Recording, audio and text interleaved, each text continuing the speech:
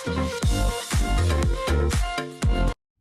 Everyone, welcome and welcome back to my channel. आज के इस वीडियो में मैं आप लोगों को शेयर करूंगी कि कैसे आप लोग घर पे सस्ते में वैक्सिंग कर सकते हैं, क्या सही तरीका है वैक्सिंग करने का और आप लोगों को किन किन चीजों को ध्यान में रखना चाहिए वैक्सिंग करते वक्त। तो चलिए स्टार्ट करते हैं। लेकिन स्टार्ट करने से पहले आप लोगों को करना है मेरे चैनल को सब्सक्राइब अगर आप लोगों ने अभी तक नहीं किया है तो, साथ ही बगल वाले बेल आइकन को प्रेस, ताकि आप लोगों को मेरी आने वाली हर एक ऐसी जुगाड़ू वीडियो की नोटिफिकेशंस मिलती रहे। और डेफिनेटली मेरी आज की वीडियो आप लोगों के लिए बहुत ज्यादा हेल्पफुल होने वाली है, तो वीडियो को एंड तक जरूर देखना। वैक्सिंग करने के लिए चाहिए आपको एक अच्छी क्वालिटी वैक्स। तो मैं यहाँ पे यूज कर रही हूँ B1 की वाइट चॉकलेट वैक्स। ये काफी अच्छी है और सिर्फ 210 रुपये में मैंने इसे लोकल मार्केट से परचेज किया था, बट ये ऑनलाइन भी अवेलेबल है। अगर आपको परचेज करनी है तो मैं इसका लिंक अपने डिस्क्रिप्शन बॉक्स में डाल दूंगी। और आप देख सकते हैं कि मैंने ये काफ़ी ज़्यादा यूज़ कर रही है, ऑलमोस्ट ये ख़त्म ही होने वाली है। और इसका जो रैपर था वो थोड़ा थोड़ा उतर रहा था, तो मैंने ये पूरा ही हटा दिया। अगर आप चाहें तो अच्छी क्वालिटी की वैक्स भी यूज़ कर सकते हैं, जैसे कि रीका काफ़ी अच्छी होती है, बट अगर आप बिगनर हैं तो मैं आपको मना करूंगी वो यूज़ करने के लिए, क्योंकि वो काफ़ी कॉस्टली होती है और अगर आप नहीं कर पाए तो आप लोगों को ज़्यादा नुकसान हो जाएगा। तो बेटर है कि आप लोग किसी सस्ती वैक्स को यूज़ करें। सेकेंड, आपको चाहिए ये स्पैचुला, जिससे आप वैक्स को ईजिली अप्लाई कर सके। अगर आप चाहें तो प्लास्टिक वाला भी यूज़ कर सकते हैं, ये प्लास्टिक वाला भी आता है, या फिर आप आइसक्रीम के बड़े वाले जो स्टिक्स होते हैं वो भी यूज़ कर सकते हैं। उससे आपको ज़्यादा गर्म भी फील नहीं होगा। जब मैंने फर्स्ट टाइम वैक्सिंग करी थी तो मेरे पास स्पैचुला नहीं था, तो मैंने लोहे का ये छोटे वाला स्केल यूज किया था वैक्स को अप्लाई करने के लिए। बट इसको यूज करने के लिए आपको बहुत केयरफुल रहना पड़ेगा, क्योंकि इसके जो एजेस है वो काफी शार्प है, तो हो सकता है कि आपको लग जाए। तो मैं प्रेफर करूंगी कि आप लोग ये स्पैचुला ही यूज करें। ये कोई कॉस्टली नहीं आता है, 20-30 रुपए में आपको लोकल मार्केट से मिल जाएगा, या फिर आप ऑनलाइन भी इसे ऑर्डर कर सकते हो। और ये वन टाइम इन्वेस्टमेंट है, तो आपको एक ही बार मंगाने की जरूरत है, बार बार इसको मंगाने की जरूरत नहीं है। फिर हमें चाहिए वैक्सिंग स्ट्रिप्स। मैं ये ब्राउन वाले वैक्सिंग स्ट्रिप यूज करती हूँ। ये आपको लोकल मार्केट से 50 से 100 रुपए के बीच में मिल जाएगी। लेकिन अगर आपके पास ये नहीं है, आप इसे खरीदना नहीं चाहते हैं, तो कोई बात नहीं, आप किसी भी पुरानी जीन्स को यूज करके उसके ऐसे स्ट्रिप्स काटकर उसे यूज कर सकते हैं। उससे भी काफी अच्छी वैक्स होती है। स्टार्टिंग में मैंने हमेशा वही यूज की है और वो रीयूजेबल भी होती है, आप उसे वॉश करके दोबारा यूज कर सकते हैं। ये है वैक्सिंग हीटर और मैं वैक्स को जनरली इसी में ही रखती हूँ। जब मुझे दोबारा वैक्स करनी होती है तो ये यूज हो जाती है। ये ऑटोमेटिक हीटर है जो आपको 350 से 400 रुपए में आपको लोकल या फिर ऑनलाइन भी मिल जाएगा। जब वैक्स ज्यादा गर्म हो जाती है तो ये ऑटोमेटिक ऑफ हो जाता है, जो कि इसकी अच्छी बात है। बट अगर आप इसे परचेज नहीं करना चाहते हो तो कोई बहुत बड़ी बात नहीं है। ऐसा बिल्कुल भी नहीं है कि अगर आपके पास वैक्स हीटर नहीं है तो आप वैक्स कर ही नहीं सकते हैं, क्योंकि मैं खुद अब भी आधी से ज्यादा बार वैक्स को जो है गैस पर गर्म करती हूँ। अगर आपके पास हीटर नहीं है तो आप वैक्स को थोड़ा और गर्म कर सकते हो गैस पे, और एक बार अगर आप गर्म कर लेते हो तो उससे एक हाथ तो आपका इजीली हो जाता है, और उसके बाद मैं दोबारा गर्म कर लेती हूँ, उससे दूसरा हाथ हो जाता है, और थोड़ा थोड़ा करके मैं कर लेती हूँ। अगर आपके पास हीटर है तो उसके लिए भी इसमें से डब्बे में से वैक्स निकालना थोड़ा सा मुश्किल होता है, तो मैं थोड़ी सी वैक्स को गर्म कर लेती हूँ, उसके बाद ये ईजिली हीटर के अंदर डाल देती हूँ। तो आज मैं वैक्स करने वाली हूँ अपने लेग्स की। आप लोग प्लीज मेरे बालों को देख के डरना मत, मुझे काफी ज्यादा हेयर ग्रोथ है और मैं प्रेफर करती हूँ कि मैं बिल्कुल फुल हेयर ग्रोथ में ही वैक्सिंग करूं, वरना मुझे काफी ज्यादा इनग्रोन हेयर्स हो जाते हैं। और ये जो आप ब्लैक स्पॉट्स देख रहे हैं ये इनग्रोन हेयर की वजह से ही हुए हैं। इनके अंदर काफी मोटे ब्लैक हेड्स हो जाते हैं जो मुझे जबरदस्ती निकालने पड़ते हैं, और उससे ये ब्लैक स्पॉट जो है वो आ जाता है। तो कोशिश करेगी अगर आप लोगों को इमरजेंसी नहीं है तो फुल ग्रोथ में ही वैक्सिंग करें, उससे इनग्रोन हेयर्स की प्रॉब्लम काफी कम हो जाती है। तो जिस एरिया में मैं बैठकर वैक्सिंग करने वाली हूँ, मैं वहां पर पहले न्यूज़पेपर बिछा लूंगी ताकि कुछ भी मैसी ना हो और मम्मी की डांट भी ना लगे। वैक्सिंग करने से एक दिन पहले स्क्रबिंग ज़रूर करें, उससे आपकी सारी डेड स्किन जो है वो रिमूव हो जाएगी और आपके इनग्रोन हेयर्स जो है वो बाहर आ जाएंगे, जिससे आपकी वैक्सिंग अच्छे से हो पाएगी। सर्कुलर मोशन में आपको स्क्रबिंग करनी है, ज़्यादा प्रेशर आपको अप्लाई नहीं करना है स्क्रबिंग करते वक्त। वैक्स करते टाइम अगर आप कहीं की भी वैक्स कर रहे हैं और वहाँ पे हल्का सा भी मॉइस्चर या फिर स्वेट है तो बाल अच्छे से नहीं निकल पाएंगे। तो मेक श्योर कि वैक्स करने से पहले आप अच्छे से किसी भी बॉडी वॉश या फिर सोप से अपने पैरों को क्लीन करके पोंछकर ही वैक्सिंग करें।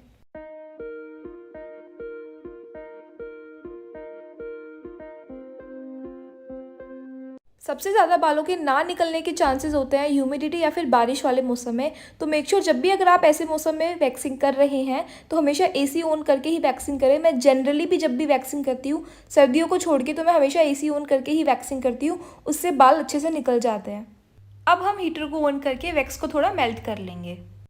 जब भी मैं वैक्सिंग करती हूँ तो मैं एक मग में पानी डालकर अपने पास ही रख लेती हूँ, क्योंकि वैक्स करते टाइम कभी कभी हाथ पर वैक्स लग जाती है, जिससे थोड़ा चिपचिपा हो जाता है और फिर उठ के वॉशरूम जाना पड़ता है। तो इसलिए मैं ये मग में पानी डाल के अपने पास ही रख लेती हूँ और साथ में एक टॉवल रख लेती हूँ, जिससे मैं पानी से वॉश करके हाथ को क्लीन कर सकूँ। सबसे पहले आपको पाउडर अप्लाई करना है, इससे अगर थोड़ा सा भी मॉइस्चर या फिर स्वेट है तो वो हट जाएगा।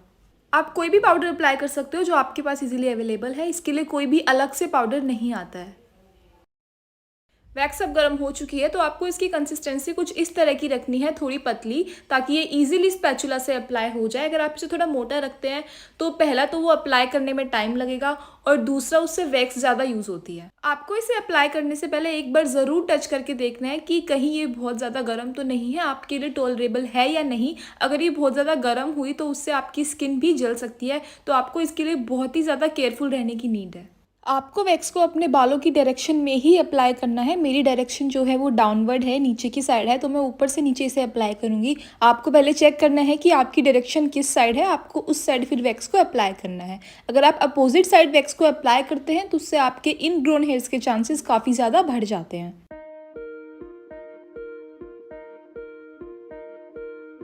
काफ़ी लोग ये गलती करते हैं। अगर आप वैक्सिंग स्ट्रिप को ध्यान से देखोगे तो उसकी दो साइड होती है, एक रफ वाली और एक प्लेन वाली। तो आपको हमेशा प्लेन वाली साइड से ही वैक्सिंग स्ट्रिप को यूज़ करना है, क्योंकि उसी से ही अच्छे से बाल रिमूव होते हैं। रफ वाली साइड से बाल अच्छे से रिमूव नहीं होते हैं। और वैक्सिंग स्ट्रिप को भी आपको बालों की डायरेक्शन में ही अप्लाई करना है। जैसे मेरी डायरेक्शन जो है ऊपर से नीचे है, तो मैंने स्ट्रिप को भी ऊपर से नीचे ही लगाया है, थोड़ा सा प्रेस किया है ताकि स्ट्रिप अच्छे से चिपक जाए हमारे बालों के, और उसको अपोजिट डायरेक्शन में मैंने खींचा है। अगर डायरेक्शन ऊपर से नीचे है तो मैं नीचे से ऊपर स्ट्रिप को खींचूंगी। आप देख सकते हैं कि सारे बाल अच्छे से रिमूव हो गए हैं। अगर आप बिगनर है तो छोटे छोटे पोर्शन में वैक्स लगा के बालों को रिमूव कर सकते हैं। अदरवाइज मेरी तरह पूरी जगह पे एक साथ वैक्स लगा के छोटे छोटे पोर्शन में आप पैचेस को रिमूव कर सकते हैं। आई होप कि आप लोगों को मेरी इस वीडियो से एटलीस्ट थोड़ा बहुत आइडिया आ गया होगा कि कैसे हम घर पे स्टेप बाय स्टेप वैक्सिंग कर सकते हैं। एंड आई एम श्योर कि आप लोगों के लिए वीडियो यूजफुल होगी। सो टू बी ऑनेस्ट, मेरे लिए ये वीडियो बनाना काफ़ी मुश्किल था, क्योंकि मैंने अकेले ये वीडियो बनाई है और साथ साथ वैक्सिंग करना, उसके साथ वीडियो बनाना, दोनों काफ़ी डिफ़िकल्ट टास्क हो गया था मेरे लिए। मैंने जैसे तैसे जुगाड़ करके फ़ोन को सेट किया और फिर वीडियो बनाई। तो अगर आपको मेरी वीडियो थोड़ी सी भी यूज़फुल लगी हो तो प्लीज़ प्लीज़ मेरे चैनल को सब्सक्राइब करें, वीडियो को लाइक करें, शेयर करें और बगल वाले बेल आइकन को भी प्रेस कर दें, ताकि आपको आने वाली हर एक ऐसी और भी जुगाड़ू वीडियो की नोटिफिकेशंस मिलती रहे। आपको एक बात का ध्यान और रखना है कि आपको स्ट्रिप खींचते वक्त हाथों को एकदम टाइट रखना है और एकदम से खींचना है, क्योंकि अगर आप हल्के हाथों से खींचोगे तो कई बार क्या होता है, खींचते टाइम वो अच्छे से रिमूव नहीं हो पाती है, वो बीच में अटक जाती है, उससे काफ़ी ज़्यादा पेन होता है और बाल छोटे छोटे टूट जाते हैं। मोस्टली लोगों से पैर के पीछे के साइड वाली वैक्स नहीं हो पाती है, तो इसके लिए आपको यहाँ से पैर को थोड़ा सा खींचना पड़ेगा और फिर यहाँ पे आपको वैक्स अप्लाई करनी पड़ेगी। और दूसरी साइड की वैक्स के लिए आपको यहाँ से पैर को थोड़ा सा अपनी साइड खींचना पड़ेगा और फिर उसके बाद ही आप यहाँ पे वैक्स अप्लाई कर सकते हैं। वैक्सिंग स्ट्रिप एक बार में हाफ साइड से ही यूज़ होती है, तो आप इसकी यूज्ड साइड को ऐसे फोल्ड करके और दूसरी साइड से इसे यूज़ कर सकते हैं। मेरी अब फुल लेग्स की वैक्स करने में 5 से 6 स्ट्रिप यूज़ होती है, बट जब मैंने स्टार्ट किया था तो उस टाइम पे मैं फुल लेग्स की वैक्सिंग करने में 10 से 12 स्ट्रिप यूज़ करती थी, विच इज़ वेरी नॉर्मल अगर आपकी भी इतनी यूज़ हो रही है तो, क्योंकि अगर आप इतनी भी यूज़ करते हैं ना तो भी आपको सैलून के कंपेरिजन में काफ़ी सस्ता पड़ता है। मैंने एक बार वैक्सिंग कर ली है, लेकिन मैं एक बार और वैक्सिंग करती हूँ ताकि जो थोड़े थोड़े छोटे बाल रह गए हैं वो भी अच्छे से रिमूव हो जाए। घर पर वैक्सिंग करना बहुत ही सस्ता जुगाड़ है। आपको बस एक बार 300-400 की इन्वेस्टमेंट करके सामान लाना है और उससे आप कम से कम 4 से 5 बार फुल बॉडी वैक्सिंग कर सकते हो। और अगर आप यहीं पार्लर जाते हो और आप एक बार फुल बॉडी वैक्सिंग कराते हो तो वो लोग आपसे कम से कम 2 से 2,500 रुपये चार्ज करते हैं। तो अब आप खुद ही आइडिया लगा सकते हैं कि आप घर पर वैक्सिंग करके अपने कितने पैसे बचा सकते हैं। लेकिन हाँ, उसके लिए आपको अच्छे से आना चाहिए और उसके लिए आपको चाहिए प्रैक्टिस। जब मैंने स्टार्ट किया था तो मैंने भी पहले अपनी बहन पर, फ्रेंड्स पर और खुद पे ट्राई किया था, तो मुझे ऑलमोस्ट 3 साल हो चुके हैं। 3 साल से मैं अपनी वैक्सिंग खुद ही करती हूँ। बट हाँ, लेकिन अगर अब भी मुझे कभी किसी पार्टी में या किसी फंक्शन में जाना होता है और मुझे बिल्कुल सॉफ्ट और स्मूथ टच चाहिए होता है तो मैं भी बाहर से करा लेती हूँ, बट अदरवाइज़ मैं अपनी वैक्सिंग खुद ही करती हूँ। तो अब वैक्सिंग हो चुकी है और जितने भी एक्स्ट्रा बाल थे वो भी सारे रिमूव हो गए हैं। वैक्सिंग के बाद वो एरिया काफ़ी स्मूथ हो जाता है और अच्छा लगता है। तो ये है मेरे पैर, जिसमें एक पर वैक्सिंग है और एक पे वैक्सिंग नहीं है, तो ऑब्वियसली वैक्सिंग वाला ही अच्छा लगेगा। बट इतनी हेयर ग्रोथ होना कोई बहुत बड़ी बात नहीं है, आजकल काफ़ी लड़कियों को है और आप इजीली मेंटेन कर सकते हैं, उसमें कोई बहुत बड़ा इशू नहीं है और कोई शेम वाली बात नहीं है। वैक्सिंग के बाद या तो आप अपने पैरों को ठंडे पानी से धो लीजिए, वरना आप गीले टॉवल से पोंछ भी सकते हैं। आपको करना ये है कि आपको उसके ऊपर जो भी वैक्स लगी हुई है वो आपको अच्छे से क्लीन करनी है।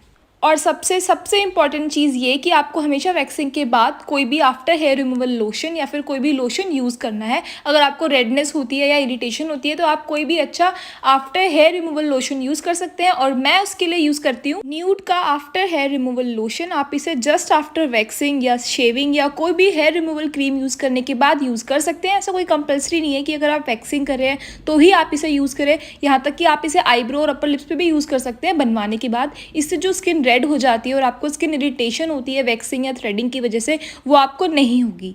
मुझे हमेशा वैक्सिंग और थ्रेडिंग के बाद रेडनेस हो जाती है और वो पूरा एक दिन तक रहती है, बट जब से मैंने यूज़ करना स्टार्ट किया है तो मुझे वो नहीं होती है। सबसे अच्छी बात है कि ये पैराबेन फ्री है, हमारी स्किन को मॉइस्चराइज रखता है और जो हेयर रिमूवल क्रीम से साइड इफ़ेक्ट्स होते हैं और जो स्मेल होती है उससे भी रिलीफ दिलाता है। आपको इसे लगाकर कम से कम 2 से 3 मिनट तक मसाज करनी है, जब तक ये अच्छी तरह से आपकी स्किन के अंदर एब्जॉर्ब नहीं हो जाता। मैं आपको रिकमेंड करूंगी कि अगर आपको भी मेरी तरह स्किन इरिटेशन या फिर रेडनेस होती है तो आप लोग इसे एक बार ज़रूर ट्राई करें। आप लोग इसे इनकी खुद की वेबसाइट न्यूड से भी ऑर्डर कर सकते हैं या फिर आप फ्लिपकार्ट, अमेजोन और नायका से भी इसे ऑर्डर कर सकते हैं। इसके सारे लिंक मैं अपने डिस्क्रिप्शन बॉक्स में डाल दूंगी, आप लोग इजीली इसे वहाँ से ऑर्डर कर सकते हैं। साथ ही अगर आप चाहें तो इनका हेयर रिमूवल रेंज भी ट्राई कर सकते हैं, उसका लिंक भी मैं अपने डिस्क्रिप्शन बॉक्स में डाल दूंगी। तो चलिए, अब जो हमने सब मैसी कर दिया था उसको थोड़ा ऑर्गेनाइज कर लेते हैं। सबसे पहले स्पैचुला को हम हीटर में से निकाल के पानी वाले मग में डाल देंगे ताकि वो अच्छे से क्लीन हो जाए। 5-10 मिनट में उसकी सारी वैक्स उस पर से उतर जाएगी। जो पाउडर है और जो वैक्सिंग स्ट्रिप्स है उसको मैं अभी उठा कर रख रही हूँ। अब बारी आती है हीटर की। अगर आपने हीटर यूज़ नहीं किया था तो वेल एंड गुड है, आपको कुछ करने की ज़रूरत ही नहीं है। लेकिन अगर आपने हीटर यूज़ किया है तो मेरे पे जैसे यहाँ पे साइड साइड में वैक्स लग गई है, इसे मैं क्लीन करूँगी इसी टॉवल से। टॉवल को पानी में थोड़ा डिप करके और मैं साइड साइड से इसे क्लीन करके एज इट इज़ रख दूंगी। और इसके अंदर जो वैक्स है वो मैं नेक्स्ट टाइम यूज़ करूंगी, इसे वापस मैं डब्बे में नहीं डालूंगी। और इस टॉवल को मैं डाल दूंगी धुलने के लिए। स्पैचुला अभी से क्लीन नहीं हुआ है तो अब हम जाते हैं वैक्स वाले डब्बे पे। आप देख सकते हैं कि इस डब्बे के अंदर वैक्स नहीं बची है, तो मैं इसे उठा लूंगी। और इसके साइड में हमारे पास वैक्सिंग स्ट्रिप, जो हमारी यूज्ड वैक्सिंग स्ट्रिप्स है, उसे मैं एक न्यूज़पेपर में रोल कर लूंगी और इन्हें मैं डाल दूंगी डस्टबिन में। फिलहाल मैं एक हाथ से वीडियो बना रही हूँ और एक हाथ से सामान समेट रही हूँ, तो थोड़ा ठीक से नहीं हो पा रहा है। ये न्यूज़पेपर बहुत काम आते हैं। अगर आप लोगों ने ध्यान दिया हो तो जब मैं वैक्स कर रही थी तो 2 बार वैक्स न्यूज़पेपर पे गिरी थी। अगर न्यूज़पेपर नहीं होता तो फ्लोर पे गिरती और फ्लोर पे से उसे साफ़ करना थोड़ा मैसी हो जाता है। तो जब भी मैं वैक्स करती हूँ हमेशा वैक्स करने से पहले इन न्यूज़पेपर्स को ज़रूर बिछाती हूँ। और अब ये सब एकदम क्लीन हो चुका है। तो देखा आप लोगों ने कि घर पे वैक्सिंग करना इतना भी डिफिकल्ट और मैसी नहीं है, बस आप लोगों को मैनेज करना आना चाहिए। हाँ, जब आप स्टार्टिंग में शुरू करते हैं तो बेशक आप लोगों को लग सकता है कि आप लोगों से वैक्सिंग नहीं हो रही है या प्रॉपर आप हेयर रिमूव नहीं कर पा रहे हो, पर जब आप इसे 5-6 बार लगातार कर लोगे या 7-8 बार लगातार कर लोगे तो आप लोगों को लगेगा कि हाँ, आप अपनी खुद की वैक्सिंग कर सकते हो और आसपास के लोगों की भी वैक्सिंग कर सकते हो। क्योंकि घर पे वैक्सिंग करना काफ़ी चीप पड़ता है, बजाय कि सैलून में जाके वैक्सिंग कराना वो आप लोगों को काफ़ी कॉस्टली पड़ जाता है। और ये काफ़ी कन्वीनियंट भी है, आप जब मर्जी कर सकते हो। आपको अलग से टाइम निकाल कर जाकर वैक्सिंग करा के आने की ज़रूरत नहीं है। अगर आपको अगले दिन कहीं जाना है तो आज आप घर पर भी टाइम निकाल कर इसे कर सकते हो। आई होप कि आप लोगों को मेरी वीडियो यूजफुल लगी होगी और आप अपना वैक्सिंग का बैड या गुड एक्सपीरियंस मेरे साथ कमेंट सेक्शन में शेयर कर सकते हैं। और बाकी तो आप लोगों को पता ही है कि क्या करना है। वीडियो को लाइक, शेयर एंड सब्सक्राइब और बेल आइकन को जरूर प्रेस कर दें। और हाँ, आप लोग मुझे इंस्टाग्राम पर भी फॉलो कर सकते हो। अगर कोई डाउट रह गया है तो आप मुझसे या तो कॉमेंट सेक्शन में पूछ सकते हो या आप लोग मुझे इंस्टाग्राम पर डायरेक्ट मैसेज करके पूछ सकते हो।